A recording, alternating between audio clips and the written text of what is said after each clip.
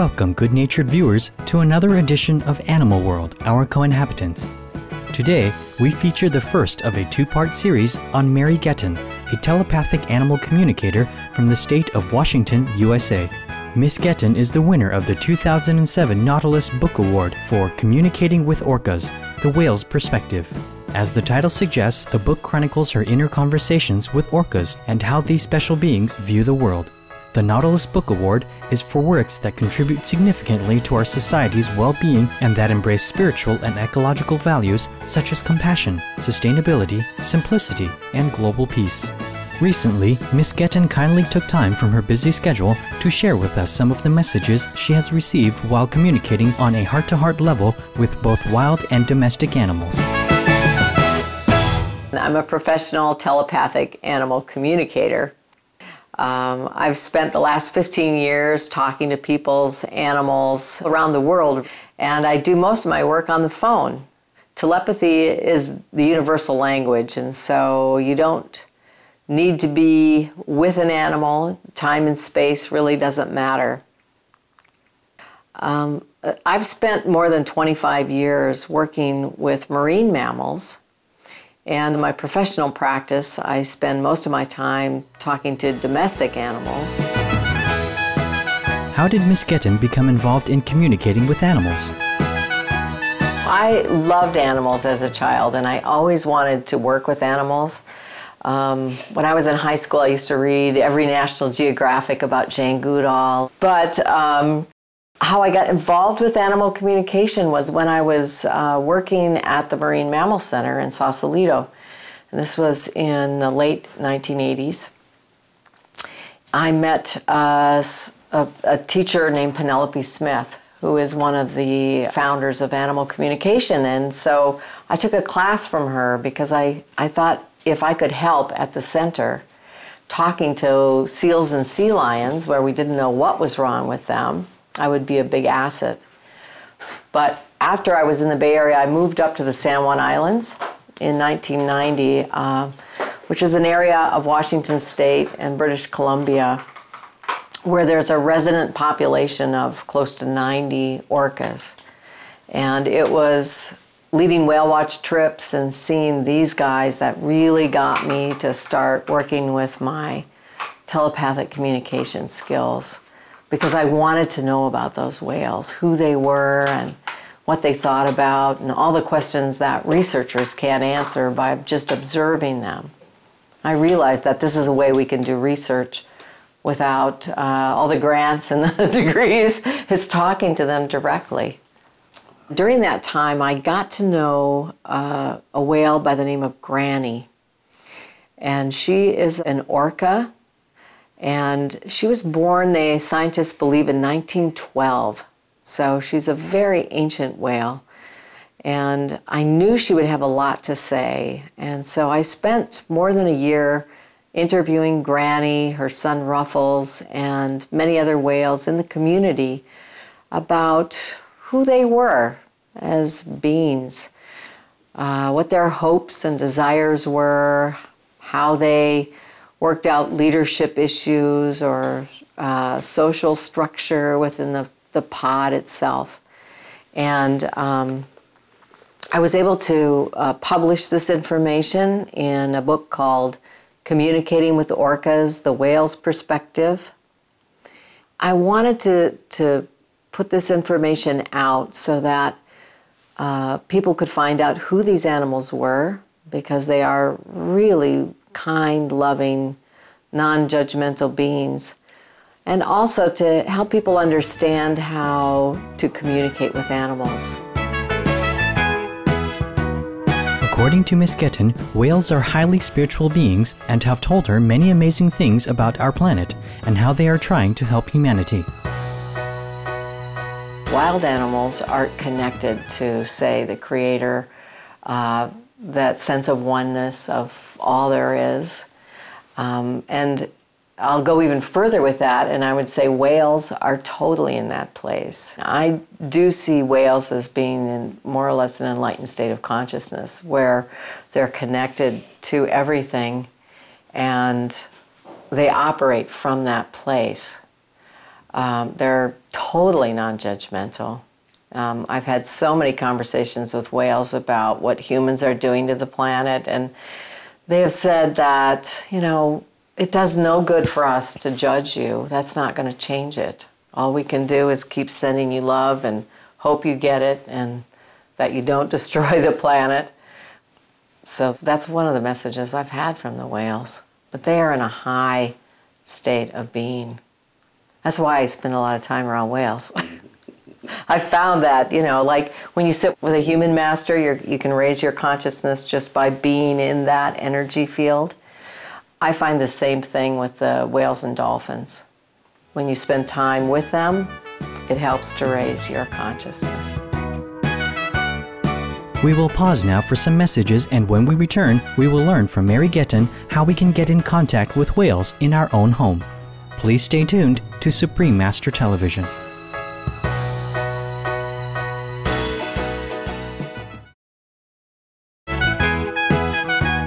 Welcome back to Animal World, Our Co-Inhabitants, where we are featuring an interview with a wonderful telepathic animal communicator from the United States, Miss Mary Getten. You mentioned at one point that the animals, the whales in particular, that they love us or that they're blessing us. What is that like? Do they love the entire Earth unconditionally, every type of species? Do they feel empathy for humans in particular? They do. They feel a little pity for us sometimes, because one of the things that they feel, we get so caught up in our creations, our physical things, or making money, our cars and stuff, things like that. They see us getting trapped into that kind of world and not connecting in with nature, which really is probably the biggest problem on the planet today, is that human disconnection from nature. And they see that because they're in that flow of all life. They understand their place in it. And so, they send us a lot of love to try and help us to get back. Because if you can understand your place in nature and your connection to everything, it's hard to go around destroying it, because you're just part of it. And so many people feel separate from the rest of the world and nature. They don't understand how it works anymore. Sympathizing with the many issues humanity faces, the whales have revealed to Mary Getten a way for people to connect with the whales' loving energy, even if they are nowhere near these magnificent beings. And I've talked to the whales and dolphins about that because, I know a lot of people can't get to the water. There are people living in the middle of Chicago or the middle of China, and there's no way to get to the sea to interact with these animals. And they've assured me that it's just as good to visit them on an energetic level, so telepathically. You can sit with a picture of a whale and connect in with it and see what it's like to be in their world. It is a simple process. It's all about just getting quiet inside, opening your heart, communicating with the animal mentally, and then allowing their answers or information to flow in.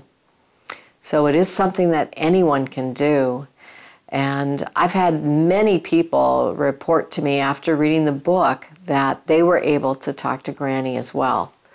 She loves to talk to people, and there are many pictures of her in the book that you can sit and connect with, and you can have your own experience of talking to a whale. And Granny, being 98 years old, 99 I think, coming up this year, she's really an exceptionally wise being. So I would encourage everyone to sit down, talk to animals, just allow their information to flow in. Don't restrict yourself to pets.